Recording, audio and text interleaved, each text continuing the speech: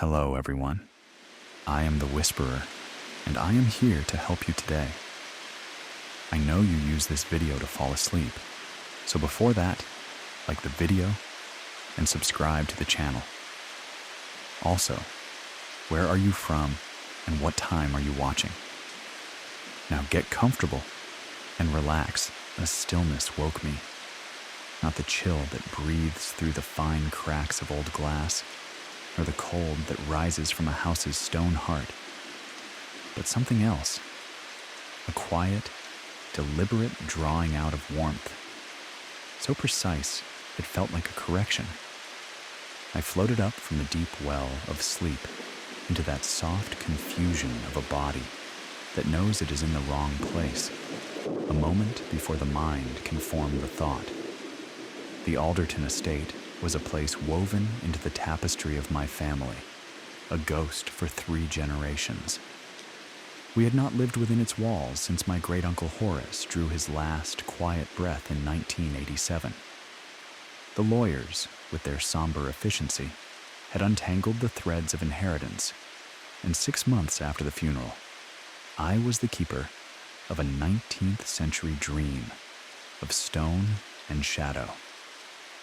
It was a decision born of hollow logic. My life in the city was a room with a finished lease.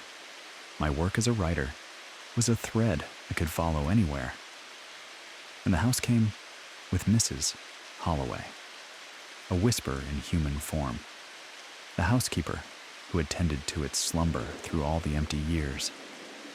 But logic is a fragile thing in the velvet dark of a first night. I felt the wrongness as my hand drifted through empty air, searching for the familiar weight of a blanket. My comforter was at the foot of the bed.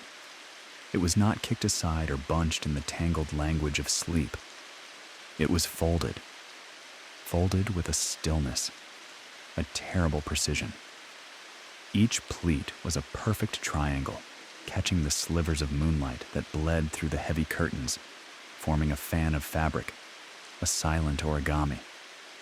It was the work of a mind with no need for hurry, a mind that thought in frozen geometry.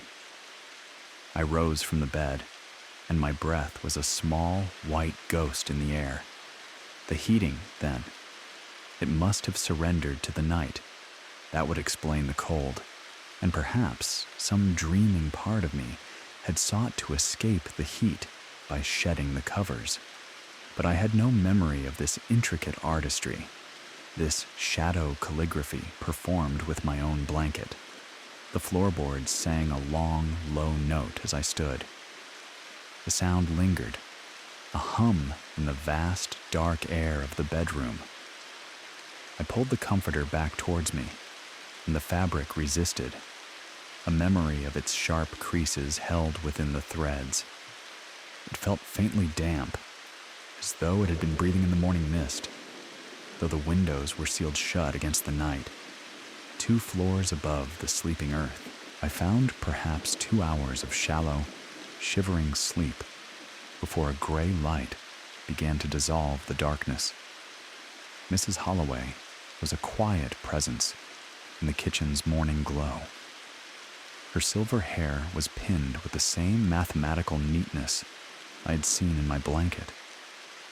She moved through the house's silences, her steps finding the spaces between the floorboard songs, her hands knowing the place of every spoon and cup as if they were extensions of her own memory. The story of the comforter felt like a foolish dream in the light of day, but her eyes held a calm, knowing patience. She was waiting. I told her what I had found, watching her face for the slightest tremor of surprise. There was none. She simply inclined her head, a gesture of someone hearing a familiar, gentle truth. "Perhaps you were too warm for the house's liking," she murmured, her voice like the rustle of dry leaves. The mansion, she explained, had its own rhythms of comfort. The ones who had lived here before had learned to accept its adjustments. "The house knows what is best," she said softly. "It has sheltered generations who have forgotten the need for warmth entirely. The phrase hung in the air, a beautiful, unsettling ornament. But before I could touch it, she was speaking of groceries, her tone as placid and smooth as a still pond. The second night, I chose only a single, weightless sheet. I awoke to find it resting on the dresser across the room, spun into a complex rosette. A frozen blossom of linen, so detailed it suggested the use of delicate tools and a great deal of unhurried time. The sheet had floated 15 feet from my bed, and I, a notoriously light sleeper, had not stirred. The room was colder still. My skin felt tight, kissed by a prolonged, patient chill. And in the air, a new ghost lingered, the faintest scent of lavender and old, dry paper, as if someone had been turning the fragile pages of a book beside me as I slept. By the third night, a quiet vigilance had taken root in me.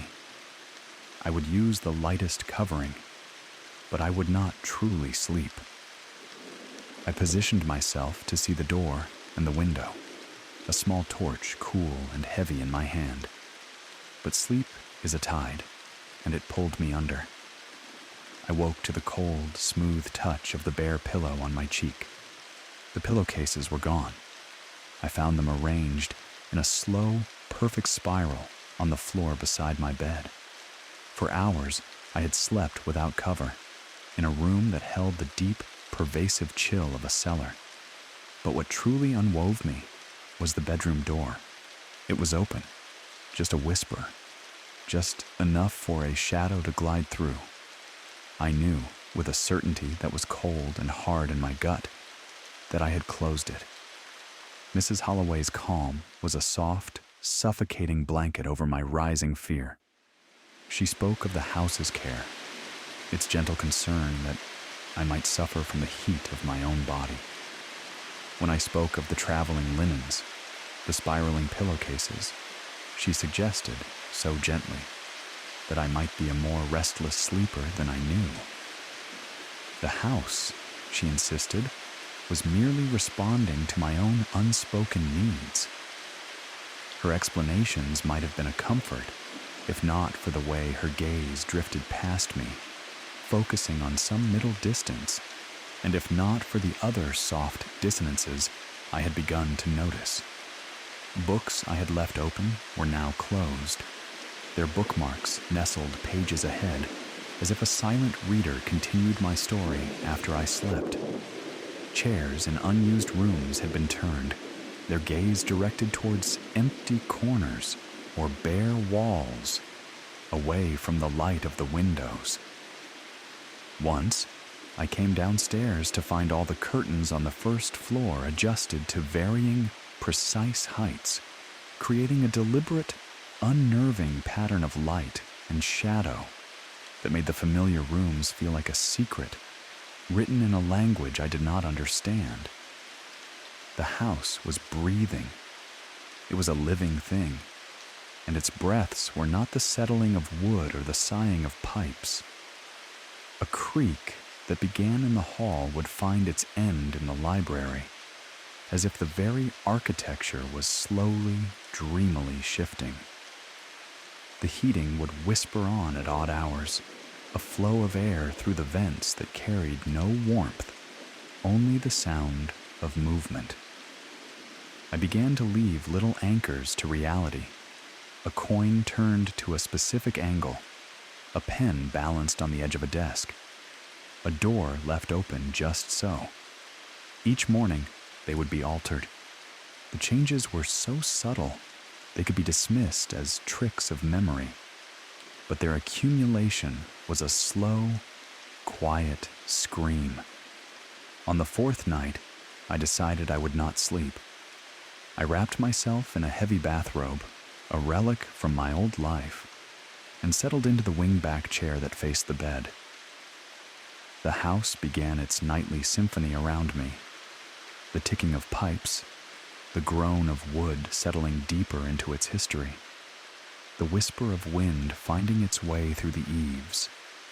Sounds that should have been lullabies now felt like a coded message, just beyond my grasp. Around 2 in the morning, the temperature began to fall. It was not a simple cooling, but a directed, focused cold. My breath became a plume of white vapor. A fine, glittering film of frost bloomed on the inside of the windows. It felt as if the room itself was slowly, gently, exhaling a frozen breath. I watched the single light blanket I had left on the empty bed. Nothing moved, and yet, each time I blinked, its folds seemed to have softened, settled, as if touched by a hand I couldn't see. The feeling of being watched grew from a prickle to a heavy weight.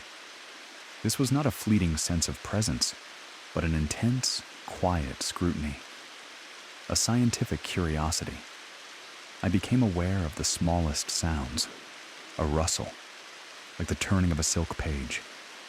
The faintest depression of the carpet. A footstep made of silence. The whisper of displaced air, as if someone had just passed by my chair. At 4, the tide of exhaustion pulled me under.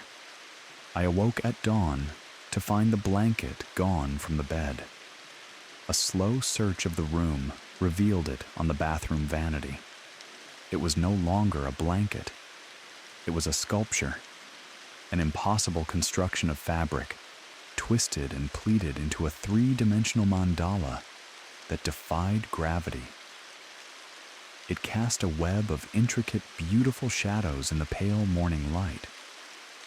But what finally shattered the thin glass of my sanity was my bathrobe.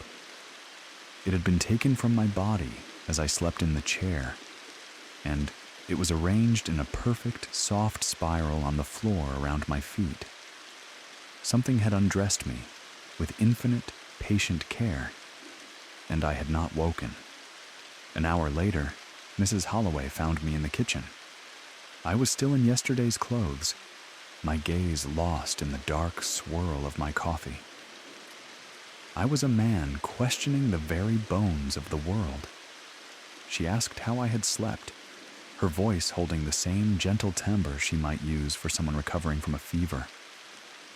When I told her of waking in the chair, of the robe arranged around my feet, she simply nodded. "The house is very thorough in its care," she said, her back to me. "It will regulate a guest's temperature, no matter where they choose to rest." Her placid acceptance of the impossible was more terrifying than any ghost. I was either unraveling, my mind coming apart thread by thread, or she knew. She knew the heart of this house, and she was not sharing its secret. Both thoughts were a form of drowning. I demanded the truth. What did she mean, the house regulates? Who or what was moving my things? Why did she speak of these impossibilities as if they were household chores? She paused, her hand hovering over the coffee pot.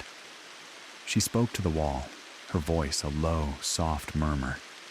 She spoke of the house's long memory, its deep history of hospitality. So many had lived within these walls, she said, and some had found such comfort here, such peace, that they had simply chosen never to leave. "They remain," she whispered, "very considerate hosts. Their only concern is for the comfort of their guests, though their understanding of what comfort is has been altered by time." The meaning settled on me, a crystal clarity that was cold and sharp. She was telling me the house was full of all the lives it had held, the souls who had died here and remained, continuing their endless, gentle, sleepless duties. I asked her then, the word feeling clumsy and loud in the quiet kitchen, "Is the house haunted?" She considered this for a long moment. "Haunted," she said, finally turning to look at me, her eyes clear and deep, "suggests an unhappiness, a malevolence. The presences here, they are not unhappy. They are simply persistent in their helpfulness. That afternoon, in the dusty silence of the local library, I uncovered the pattern, the quiet rhythm of the house's story. Dozens had died here over 150 years, not in fire or violence, but in the slow, gentle ebbing of life that comes when a place becomes a vessel for generations. My Uncle Horace found at peace in his sleep in the very room I now occupied. Before him, his sister, Margaret, in 83. Their parents in the late 60s. Aunts, uncles, cousins, a long, quiet procession receding into the 19th century. The house did not haunt its family. It collected them, gently, inevitably, like a library collecting books. And Mrs. Holloway, she had been here for 47 years. She had arrived as a young woman, not long after the death of her husband. There was no record of her ever having lived anywhere else.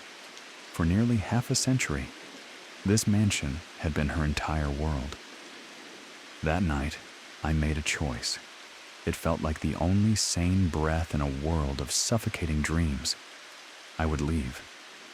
I packed my bags with a slow, deliberate purpose, the act itself a prayer for normalcy.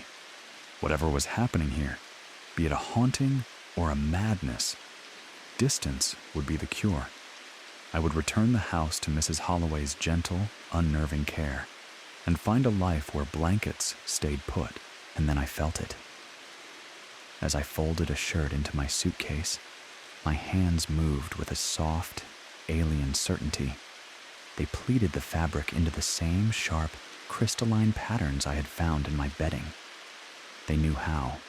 They knew the geometry of the house. I had not taught them.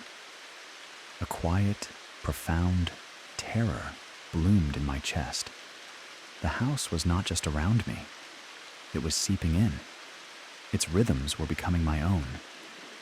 I went to bed fully clothed, my packed bags standing like sentinels by the door, the car keys a cold, hard promise in my fist. If I woke undressed, my things rearranged one last time, I would know that my own body was no longer mine to command. Sleep came, a surprising, gentle wave, perhaps born of the relief of a decision made. I woke with the dawn. I was still dressed. The keys were still in my hand. My bags were untouched. For the first time, my bedding lay in soft, human disarray. The room was even warm, the air still and almost welcoming. The house had accepted my decision. The hosts were letting me go. I should have felt a flood of relief. Instead, as I carried my bags to the car, as I prepared to drive away from the mansion and its silent caretakers forever, a profound and unexpected loneliness washed over me. The house looked smaller in my rearview mirror, almost bereft, despite the quiet, continuing presence of Mrs. Holloway. I was leaving the first place, I realized, where anything had shown a deep and abiding concern for my well-being, even if that concern came from a place I could never understand. The logical part of my mind screamed that I was escaping, but another part, a quieter part, that had grown to find a strange beauty in folded shadows and a perfectly regulated chill, whispered that I was abandoning the most attentive hosts I had ever known. As I drove through the iron gates for what I swore would be the last time, I felt a draft and caught myself adjusting my jacket, my fingers instinctively tucking the fabric into a sharp, mathematical pleat. Later, in a new apartment across town, I would wake on cold nights to find I had folded my own covers into ever more elaborate blossoms of linen. My hands moved in my sleep with a gentle, patient skill I did not possess. The drafty rental never felt right, the temperature always a little too much, a little too little. Mrs. Holloway had been right. The house had known best. And sometimes, in the deep, lonely quiet of the night, when the world feels particularly cold and empty, I wonder if they are still there, my hosts, waiting patiently, ready to resume their careful, loving, terrible attention, should I ever choose to come home. Story 2. A scent like sleeping paper, and the slow breath of decay clung to the air in the antique shop. It was there, nestled between a tarnished silver locket and a stack of faded postcards, that I saw it. A baby monitor, its plastic shell the color of a pale, sickly mint green from a time long since past. The plastic had yellowed like an old tooth, but the speaker grill was a perfect, unblemished mesh. A beautiful relic, I thought, for the little world I was building. I could already see it in my mind. A quiet sentinel in my studio, its vintage form a soft counterpoint to the clean lines of my furniture. The shopkeeper, a man whose skin was a roadmap of wrinkles, wrapped it in tissue paper that sighed with every fold. His hands were birds, frail and trembling as he took my money. "It works," he whispered, his gaze drifting somewhere over my shoulder. "It works just as it should. You'll see." A deeper meaning lay sleeping in his words. I should have woken it. For a week, it was a lovely, simple thing. A thin silver wire I'd fashioned myself was all it took to connect it to my phone, and it would fill my workspace with sound. A warm, contained sound, like music heard from another room. It had a comforting hiss, the sound of analog life. The stout, clumsy dials for volume and tuning had a pleasing weight that my new, slick speakers could never imitate. My clients would comment on its charm during our calls, and a quiet satisfaction would settle over me. The first whisper came on a Tuesday. The night was deep, the city outside finally quiet. I had been adrift for hours in the blue-white glow of my design work, with only a small amber lamp to keep the larger darkness at bay. It was past 2 a.m. when a wave of weariness washed over me. I saved my files, uncoupled the little silver wire from the monitor, and walked toward my bed. The monitor sat on the desk, its power light a single red ember in the gloom. I was in that soft place just before sleep, that gentle downward drift, when I heard it. A faint static, like the sound of rain on a distant roof. My eyes opened into the breathing dark. I listened. The static did not fade. It grew, coalescing, and from within its hiss, another sound began to bloom. It was the sound of weeping. Not the full-throated cry of a baby, but something quieter, more secret. The soft, rhythmic sorrow of someone trying to be brave, of someone who did not want to be found. The sound was so near, so impossibly present, that I rose from my bed and looked to the desk. The little red light glowed, a steady, unblinking eye. But the monitor was receiving something, breathing it into my room.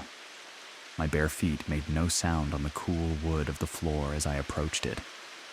The weeping continued, a fragile, looped pattern of grief, punctuated by the smallest of hiccups. As I drew closer, the sound took on dimension. I could hear the faint, hollow echo of a small space around it. I could hear the muffled quality, as if the sorrow was coming from just behind a closed door. My hand reached for the power button, but I paused. Something was wrong with the sound. The rhythm was too perfect, too precisely measured, like a music box playing a sad, simple tune. And yet beneath that mechanical precision, there was a feeling of something desperately, terribly real. A raw and living pain. When my finger finally pressed the button, the weeping was severed mid-sob. The silence that rushed in to take its place was heavy, charged with a strange electricity that made the fine hairs on my arms lift. I pulled the cord from the wall. I returned to my bed, but sleep was a shore I could no longer reach. In the morning's thin, gray light, I told myself it had been a dream, a waking dream, a phantom sound born of fatigue. Old electronics are like that, I reasoned. They catch whispers on the air, stray signals from other lives. Baby monitors are famous for accidentally listening in on conversations from houses blocks away, for pulling fragments of far-off radio broadcasts from the atmosphere. But as I held the monitor in the daylight, a cold certainty settled in me. The object was a sealed world. It had no antenna, no visible means of receiving a signal from anywhere when its wire was disconnected. It was a speaker and nothing more. And yet, it had sung its sad, secret song. I spent the day searching for it online, falling down rabbit holes of vintage audio forums and collectors' communities. Most of what I found was mundane, people seeking spare parts, sharing tips on restoration. But deep inside a long dead thread, a comment snagged my attention. Weird thing about these old Kidco monitors, it read. They sometimes pick up signals they shouldn't. Had one years ago that would randomly broadcast conversations from God knows where. Figured it was crossed wires or something, but when I opened it up, couldn't find any explanation. Sold it to a thrift store eventually. Thing gave me the creeps. I stared at the words until they blurred. The username was GarageDad78. His profile was a ghost, silent for 3 years. There was no one to ask, no way to know what he had heard. That evening, I left the monitor unplugged, its cord coiled beside it like a sleeping snake. But its presence was louder than any sound. It watched me as I worked, its pale green face impassive. Just before 1 a.m, I noticed the world outside my window had fallen silent. The city's hum was gone. Even the soft whir of my computer seemed to have been muffled. The static began at 12:47 a.m. This time, I was waiting. My phone was in my hand, its recording app open and listening. The hiss grew, not like rain now, but like a slow, steady breath. Then the weeping returned. But it was different tonight. Tonight, there were words woven through it. First, a soft humming, a lullaby I had never heard. The melody was a simple, circular thing, sung in a voice that seemed to shimmer, to shift between tones, as if it could not decide what it was. The humming was a bed for the quiet sobs. And then, slowly, words began to surface, like pale things rising from deep water. Sleep now. Sleep tight. Don't let the shadows bite. The voice was not a man's, nor a woman's. It was a third thing, filtered through a veil of static and distance. The words were clear, yet the shape of them was wrong, as if they were formed by a mouth not meant for human speech. Rockabye, baby, in the treetop. When the wind blows, your cradle will. The song cut off. The silence that followed was not empty. It was listening. I realized my own breath was caught in my throat, my finger hovering, frozen, over the screen of my phone. The silence stretched and stretched, and just as I thought it was over, I heard a new sound. Footsteps, slow, deliberate. The soft press of weight on a wooden floor. They grew louder, drawing nearer, as if someone were walking toward the microphone, toward the source of this impossible transmission. My heart began to beat a frantic, trapped rhythm against my ribs. The footsteps stopped, and in the ringing quiet, I could hear breathing. A slow, measured breath, just a little too fast to be calm. Then, a whisper. Not from the monitor. It did not travel through the air to reach my ears. It was simply there. A thread of sound woven directly into the stillness behind my head. I can see you listening. I spun, a choked gasp leaving my lips. My movement sent a glass of water tumbling from the desk. It shattered on the floor, the sound loud and violent in the fragile quiet. There was nothing there. The room was empty. When I turned back, the monitor was silent, its red eye glowing, steady and deep. My hands trembled as I unplugged it again. I carried it to the closet, laid it in a cardboard box, and buried it beneath a drift of old sweaters and blankets. I spent what was left of the night with every light in the apartment burning. My own reflection, a stranger in the windows. Every creak of the building was a footstep, every shadow a gathering presence. Sleep, when it finally found me near dawn, was a landscape of static and whispered songs. The days that followed were a blur of sleeplessness and a creeping, quiet dread. I had taken the monitor from my apartment, driven it to my downtown office, and locked it away in a deep storage closet. But the experience had left a film over everything. I was attuned to a different frequency now, sensitive to every tiny sound, every flicker of movement at the edge of my vision. I read everything I could find: the history of baby monitors, their technical schematics, patent filings. I was searching for an explanation, a wire I could point to, a flaw in the design that would make it all make sense. The science was simple: analog radio waves, a transmitter, a receiver, a closed and simple loop. Nothing to explain voices from nowhere, whispers that needed no air to travel. But the more I looked, the more I found them. The other stories, faint echoes in forgotten forum posts, whispered anecdotes on late-night Reddit threads, even a handful of academic papers on the fringe of science, papers on electronic voice phenomena. The stories were all different, yet all the same. Old electronics, radios, and monitors. Waking up, listening to things they shouldn't be able to hear. One paper, from a journal most scientists would call fantasy, proposed a theory that felt like ice in my veins. The author suggested that certain devices, especially those built to listen, to monitor, could, under the right and unknown circumstances, become accidental conduits. They could open a keyhole. The paper used sterile, clinical language, but its meaning was a silent scream. Communications from somewhere else. It was madness, I told myself, pseudoscience wearing a lab coat. But in the deep hours of the night, alone in the quiet of my apartment, the theory felt less like madness and more like a terrible, unfolding truth.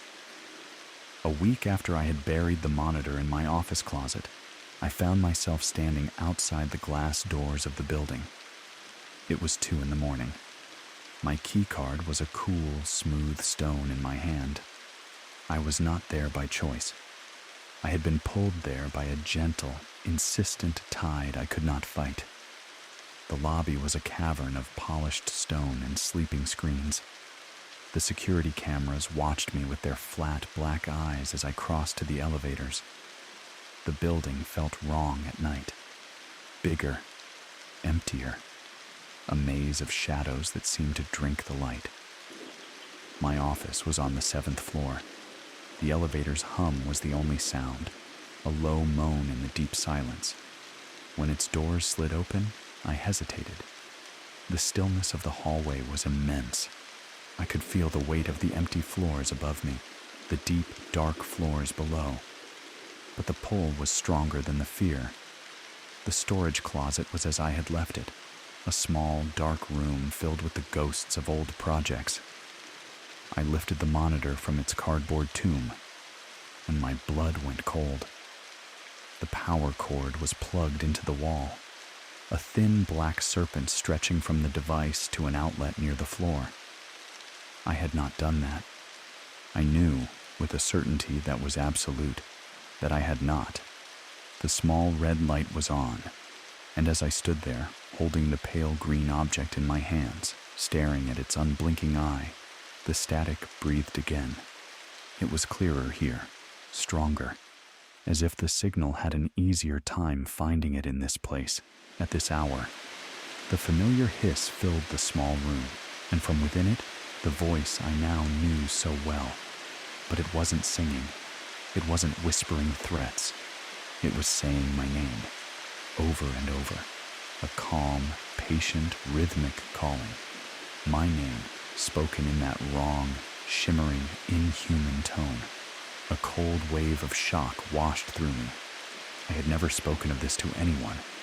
I had researched it, yes, but through anonymous browsers, through untraceable networks. There was no way for the voice to know. No way, unless it could see.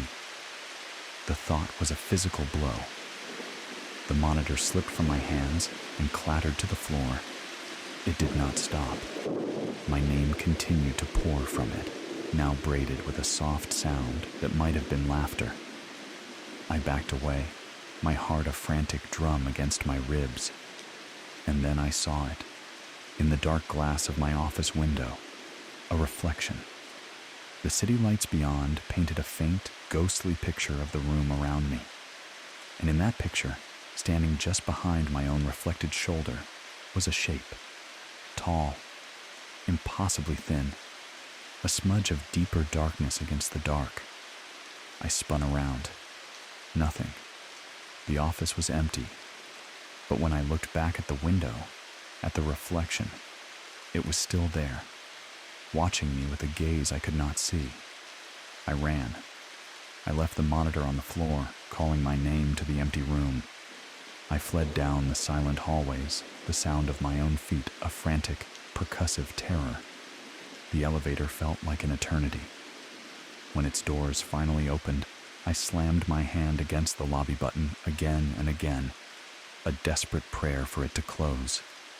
I did not stop running until I was on the street, the cold night air a shock in my lungs, my breath tearing from me in ragged sobs. Behind me, 7 floors up, my office window was a dim, glowing rectangle, and in its light I could have sworn I saw a shadow move, pacing slowly back and forth, back and forth. I never went back. I told my work I was sick, and then I stopped answering their calls altogether. Perhaps they think I had a breakdown. Perhaps they are right. Perhaps the delicate machinery of my own mind finally fractured under the weight of a lonely life. But I know what I heard, and I know what I saw, living in the space between the world and its reflection. Sometimes, late at night, in my new apartment on the other side of the city, I can still hear it. A faint whisper of static from the edge of hearing, and in it, a voice calling my name from a great, great distance. I have thrown away every device that could listen. I have moved 3 times. I have spoken to doctors who offer calm, kind words like auditory hallucination and sleep deprivation psychosis. They give me pills in small amber bottles and suggest I take a vacation. They are trying to build a net of language to catch something that has no form. Perhaps they are right. Perhaps my mind is a haunted house, and I am the only ghost. But if that is true, how do you explain the phone call I received this morning? An unknown number, a wall of white noise when I answered. And beneath the noise, so faint I might have dreamed it, a lullaby.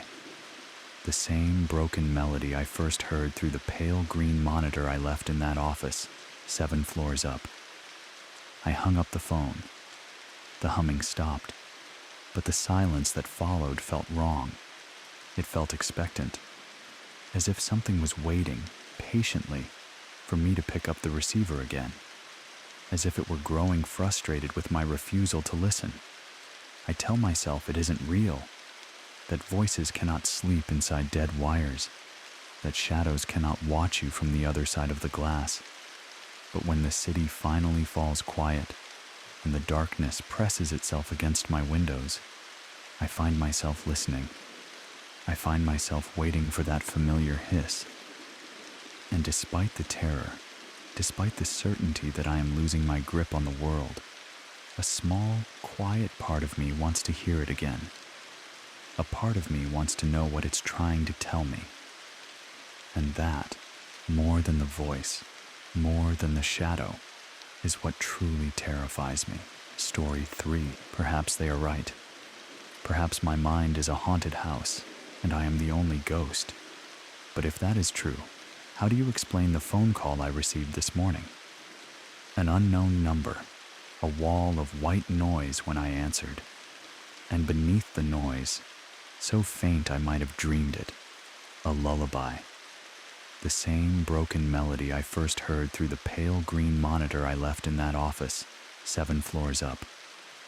I hung up the phone. The humming stopped, but the silence that followed felt wrong. It felt expectant, as if something was waiting patiently for me to pick up the receiver again, as if it were growing frustrated with my refusal to listen. I tell myself it isn't real, that voices cannot sleep inside dead wires, that shadows cannot watch you from the other side of the glass. But when the city finally falls quiet and the darkness presses itself against my windows, I find myself listening. I find myself waiting for that familiar hiss. And despite the terror, despite the certainty that I am losing my grip on the world, a small, quiet part of me wants to hear it again. A part of me wants to know what it's trying to tell me. And that, more than the voice, more than the shadow, is what truly terrifies me. My own heart began a frantic, muffled drum against my ribs. I did not leave the car.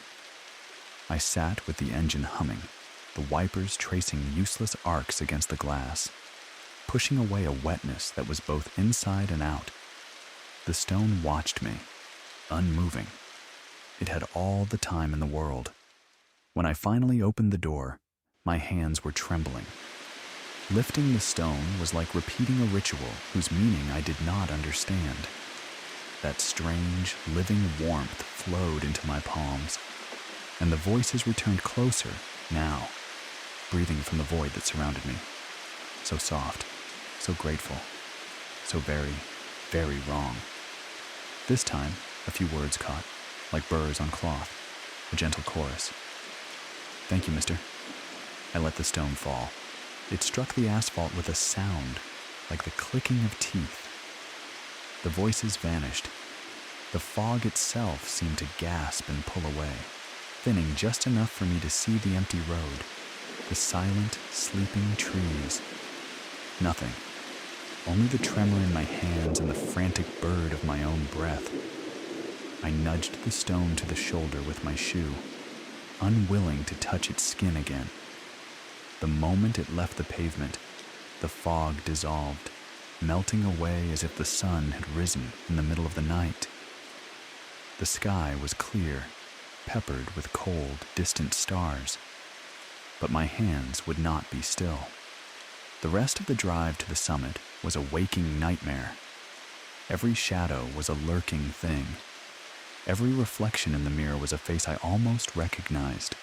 My mind, the part that believed in order and reason, whispered explanations, hallucinations, exhaustion, the onset of a fever. But a deeper part of me, a part as old as the dark woods, was whimpering a warning I could no longer ignore. At the peak, I pulled into the skeletal remains of a rest stop. I called my wife. Her voicemail was a voice from a world I was no longer in. What would I have said? "The rocks are following me." The fog is listening. There are children in the mist, and they are thanking me. I left no message. I sat there in the humming car, the heater pushing out warm, dead air, telling myself to turn back, to take the long way home, to sleep. But I had to know. The descent on the other side of the mountain was, at first, deceptively peaceful. The road was clear, the air was sharp and clean, but I was not relaxed. My eyes scanned the darkness ahead, searching for the first hint of gray, for the shape of a stone where no stone should be. I saw it as I reached the steepest part of the slope. Not a stone, but the fog. It was waiting for me. A solid, unmoving wall of it stretched across the road below like a shroud. A choice: turn around and flee, or drive into the heart of it. I stopped. The moment my brake lights flared, the fog began to move. It did not drift. It flowed, surging up the mountain toward me. A silent, gray river, running the wrong way. I slammed the car into reverse, but it was too late. It was on me, in me, around me. The world became a soft, gray prison, pressing against the glass. The engine coughed, sputtered, and died. In the ringing silence that followed, I heard them. They were no longer distant. They were here, with me. Dozens of voices, perhaps hundreds, a soft chorus of whispers. I could not understand the words, but I understood the meaning. Gratitude and anticipation. They wanted something I had already given them. And through the windshield, I saw the stone. It was larger now, so much larger, the size of a small car, a perfect dark sphere blocking the world. It rested on the road, a piece of a dead moon fallen to earth, but that wasn't what stole the air from my lungs. It was moving, slowly, a gliding, turning motion, not quite rolling. It was coming for me. I twisted the key again and again. The engine whined, a desperate, useless sound. The stone floated on, suspended just above the asphalt, moving with the impossible grace of a thing in deep water. The voices swelled, growing clearer, the words separating from the chorus. "Thank you," they whispered. "Thank you for moving us. Thank you for helping. Thank you for being kind." But beneath the sweetness, there was a terrible, hollow hunger. It was 20 feet away. I could see its surface now, not just granite, not just quartz. There were shapes within it, like faces pressed against a frosted window. Dozens of them. Children. Their mouths moved in time with the whispers that filled my car. And their eyes were fixed on me, a gaze of ancient, patient need. I left the car. I fell out of the door and into the fog, a blind man stumbling away from the road into the grasping branches of the forest. The voices followed, fainter now, but somehow more personal. They knew my name. "Thank you, David. Thank you for being so helpful. Thank you for being so kind." I never told them my name.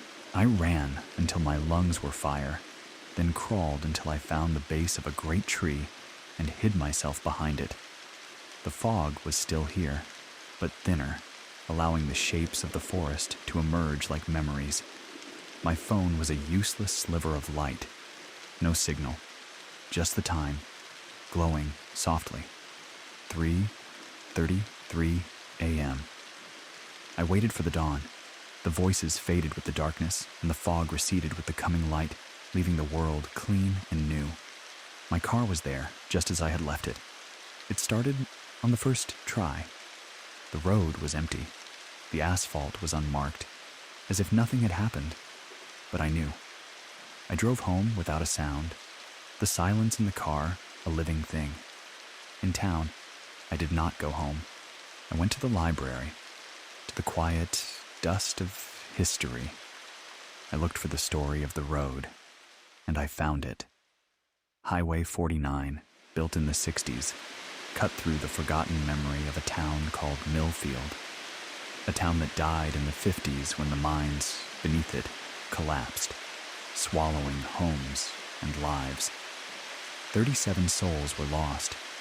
Most were never found. Among them, 16 children. Their school bus, caught in a landslide on a foggy November night, buried beneath tons of earth and rock, on the very stretch of road where I had stopped, where I had chosen to be kind. A story, a coincidence. That is what the light of day tells you. Dead children do not whisper from the fog. They do not place stones in the road as silent pleas. But every night, I hear them in my sleep. Their whispers of gratitude are the lullaby that wakes me. And sometimes, on nights like this, when the fog presses against my window, I find myself listening for them, waiting, wondering what would have happened if I had just driven around that first small stone. I wonder if I would have made it home at all. The fog is here now, at my window. It has come down from the mountain. The whispers are soft, just outside the glass. They are thanking me. They sound so grateful, so patient. I think they want me to come back. I think I will. Story 4. A soft bloom of light, violent and silent, flowered across the black water, and for a heartbeat, the marsh was etched in silver. Then the darkness seeped back in, thick and total. I let the camera fall from my eye, the cool metal a comfort against my skin. Through the small, green-lit window of the viewfinder, the world was a liquid blur, the lens struggling to find a hold in the deep gloom. 3 weeks I had been here, a ghost in the Blackwater Preserve, chasing the shy movements of the night. My collection of images was a quiet one. The startled calligraphy of a heron's flight, the silver ripple of a muskrat's passage. The air, heavy with the August humidity, lay upon me like a velvet shroud, and the world was a breathing chorus of crickets and the deep, resonant sorrow of bullfrogs. Their song was a pressure, a physical weight against the ear. Far away, a single, perfect note from an owl unspooled across the wetlands, a thread of sound that vanished as soon as it was woven. My watch face glowed. 11:47 p.m., a time for ghosts to walk and for me to retreat. As I began the slow ritual of packing my things, a tiny red eye on the memory card blinked once, a secret acknowledgement of a moment captured. I would look later in the cold, clean light of the station. The marsh, you see, is a painter of false things after the sun has bled away. It creates shadows that wander from their owners, and reflections in the water that show a world that is not quite ours, a world slightly bent. More than once, my lens had captured what my heart wished to see, a flicker of life, only for the image to reveal nothing but the slow dance of reeds in the moonlight. The journey back was a dream of 20 minutes, a slow crawl down earthen paths that wound through groves of sleeping cypress and fields that had long forgotten the touch of a plow. The beams of my headlights painted fleeting pictures on the canvas of the dark. The skeletal grace of old fence posts, the dark mouths of overgrown ditches. Sometimes they would catch upon a pair of eyes in the tree line, the unblinking gaze of deer, silent sentinels watching me pass. The radio sighed with static, and from within it, voices would surface and then drown, like spirits whispering across a great and lonely distance. Inside the station, a ranger's cabin, given a second life with the cold hum of science, I woke my laptop. Its screen was a rectangle of fierce blue light in the otherwise perfect dark. I closed my eyes against it, and as I did, the night's work began to fill the screen. A procession of captured moments. Most were, as I knew they would be, empty expanses of water, reeds like fine hairs trembling in a wind I could not feel, the fractured silver of the moon on the water skin. But the last one held my breath, captive in my chest. There, rising from the soft, dark mud between two gatherings of cattails, was a shape that wore the memory of a man. It was human, but in the way a warped reflection is human. All the parts were there, but they were not right. It was as if the marsh itself had dreamed him into being. Silt and wet earth clung to what might have been a uniform, the kind worn in wars, long since turned to history and dust. A tricorn hat, impossibly, sat crooked upon a head that was more of a suggestion, a space carved out of the night. One of its arms was lifted, frozen in a gesture that could be a farewell or a warning. I drew my chair closer, the wheels a soft whisper on the floor. I bathed the image in more light, sharpened the lines between the shadows. The face, if you could call it that, was a hollowed-out prayer. Where eyes should have been, there were twin voids, and the mouth was a silent, stretching oval that might have been a scream or a laugh. The image was not a blur. It possessed a cruel clarity, a perfect focus. This was no ghost in the machine, no trick of the light. My hand, when I reached for my notebook, was not entirely steady. I found the page for that night, the neat columns of my own handwriting. 11:43 p.m. I had aimed my lens at that very spot, pulled by a feeling, a sense that the reeds were moving when there was no wind. The coordinates were there, the atmospheric data, but there was no note of a figure, not a word. I looked again, letting my eyes swim in the pixels. The soldier of mud, for that is what my quiet mind had named him, stood perhaps 40 feet away. I could measure his distance by the cattails that stood beside him like sentinels. The detail was a quiet horror. I could almost feel the texture of the tarnished buttons on his coat, the weight of the musket-like shape he held in a hand of clay, the faded ghost of an insignia on his sleeve. That night, sleep was a shallow country, and I kept drifting to its shores, only to be pulled back by dreams of standing water, of shapes that stirred at the edge of my sight. Twice, I rose from my cot to check the locks on the doors, a quiet, foolish ritual against a fear I could not name. The photograph waited for me on the laptop screen, a silent companion, the mud soldier forever holding his pose in the digital dark. The morning sun brought with it the mundane, the practical.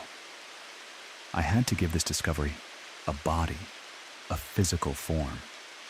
The station's printer, a tired, old thing, groaned like a sleeping beast, wheezing and clicking as it worked.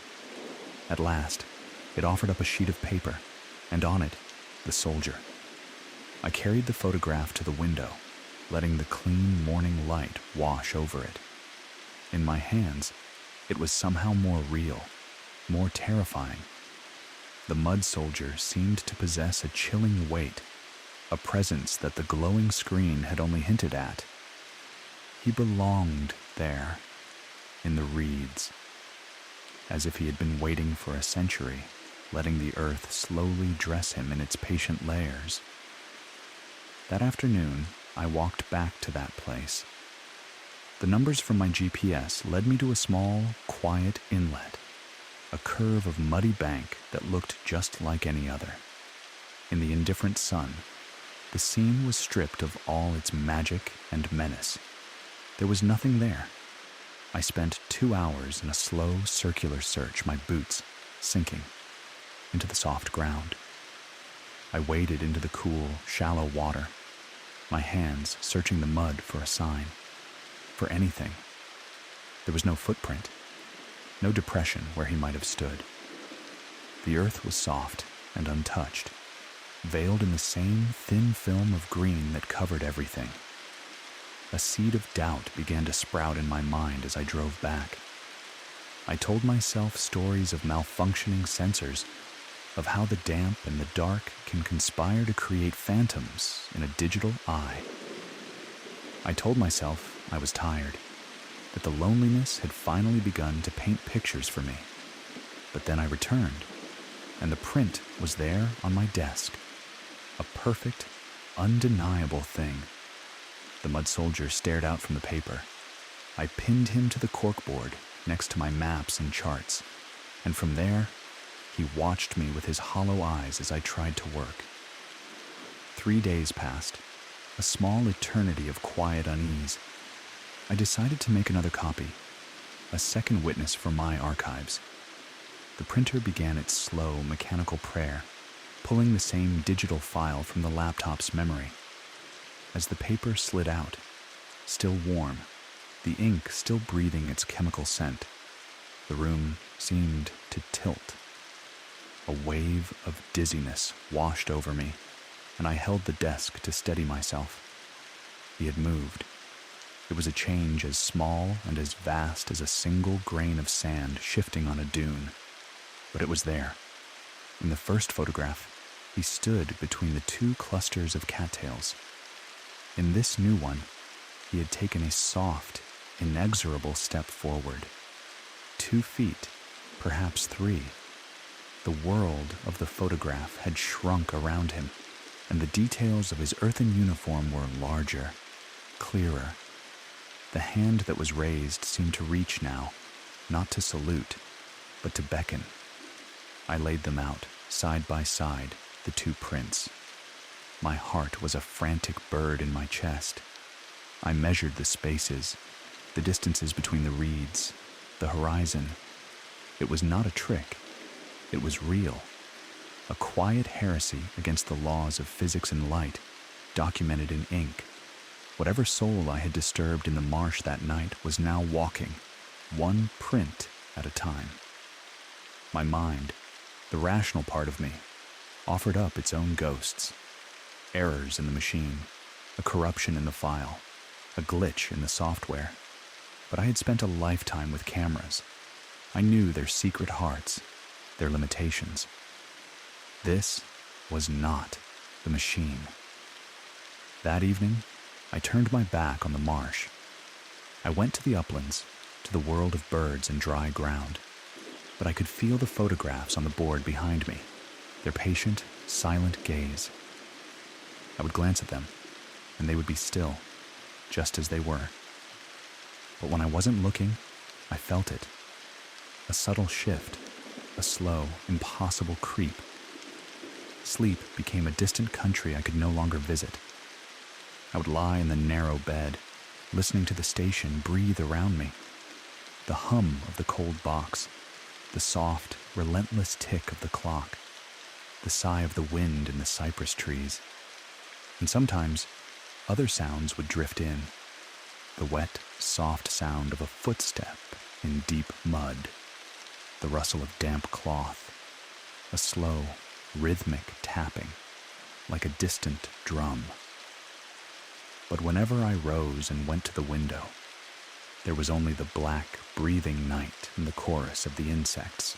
On the 5th night, my caution dissolved, and a chilling curiosity took its place. I sent the file to the printer again. A 3rd copy. I stood beside the machine, a silent witness to its creation. Its whirring and clicking was the only sound in the world, a soft mechanical prayer as the printhead whispered across the paper, bleeding the image into being. When it was done, I did not need the others for comparison. He had walked again. He was in the foreground now, so close that the frame could barely contain him. The detail was exquisite, terrifying. The tarnished silver of his buttons, the dark, waterlogged leather of his boots, the little pieces of weed and thyme caught in the folds of his coat, and his face. That terrible mask of pure absence was turned to me now. His raised arm had breached the paper frame, the muddy fingers reaching out from the image for me. I took a step back, then another. The photograph lay on the desk, a simple, flat object. And yet, I could feel him. A pressure in the air, the weight of a gaze that made the fine hairs on my arm stand up. He was no longer a subject in a picture. He was looking out from it. He knew I was there. My mind desperately searched for an anchor, for a rational harbor. Hallucinations, born of stress, the slow, sweet poison of a leaking generator, a mind breaking under the weight of solitude. But the evidence was there, pinned to my wall, a triptych of a slow, silent invasion. I gathered the 3 prints and laid them across the desk, a story told in 3 still frames. The approach, the journey, closer and closer and closer. He was walking from his world of captured light into my world of air and blood. My hand went to the laptop, to erase him, to send the file into oblivion. But I hesitated. A new, colder thought slithered into my mind. What if it was too late? What if his likeness was no longer just in the machine? What if, by being seen, he had already begun to cross over?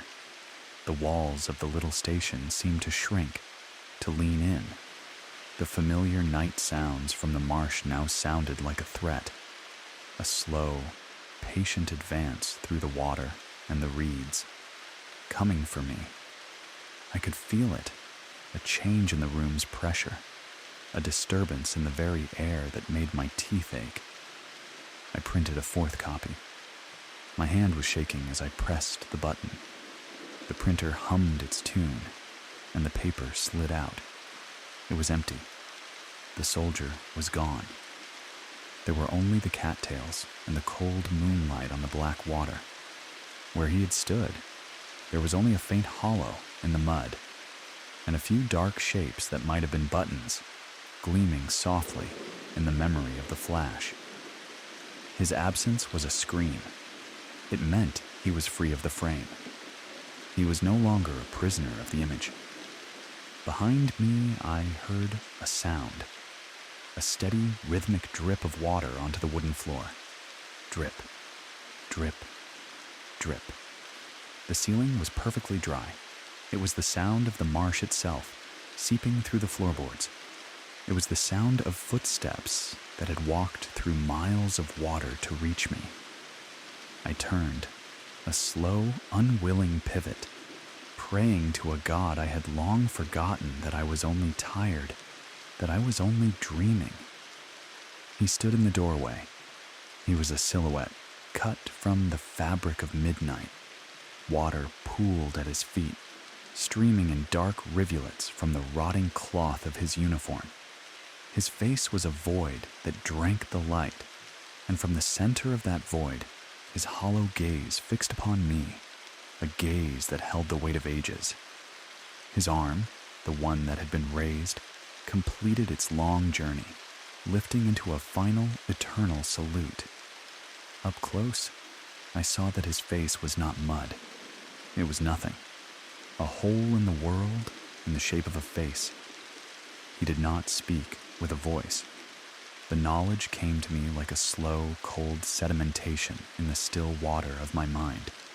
He had been there, in the water, waiting longer than the preserve had a name, longer than the roads had been carved, waiting for a gaze, for an eye to see him, to acknowledge him, to give him a name in the language of light.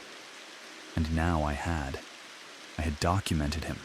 I had made him real. He was here. The camera had not taken his picture. It had taken him. It had pulled him from the deep, dark memory of the water, and given him a foothold in the world. Each print was not a copy, but a whispered invitation, a strengthening of his claim on this reality, until the border between the paper and the world dissolved. I glanced at the corkboard. The prints were empty now, just pictures of a lonely marsh at night. But he was here, before me, an ancient, patient thing, real. And the dark, sweet water of the Blackwater Preserve was spreading across the floor, a slow, silent, unstoppable tide. In the days that have passed, I sometimes wish I could let myself believe I am mad. It would be a gentler reality than the one I now inhabit. The quiet, careful voices of the doctors who speak to me of stress and the tricks of a lonely mind are a comforting lullaby I cannot let myself believe. But the floor of that station still holds the dark stains where the water pooled. And sometimes, in the corner of my eye, in the reflection of a window or a mirror, I see him, a figure in a rotted uniform, his hand forever raised in salute, as water drips and drips and drips from the brim of his hat. He is with me now. He is waiting, with all the patience of the earth itself, for the next lens, the next moment of capture that will draw him even further into this world. And I have started to feel that he is not the only one sleeping in the dark waters of the preserve. That other soldiers from other forgotten wars are waiting there, too, waiting for their turn to be seen. I have broken my camera into 1,000 pieces. I have wiped every file from every drive. But it is a useless gesture, a child's prayer against the dark. I know that someone else will come. Someone with a curious heart and a new camera will point their lens into the deep night of the marsh, and they will capture more than just the moonlight. And the soldiers will begin their slow walk, one print at a time, until the line between the world we see and the world we capture erases itself completely, until the water reclaims everything it has ever touched.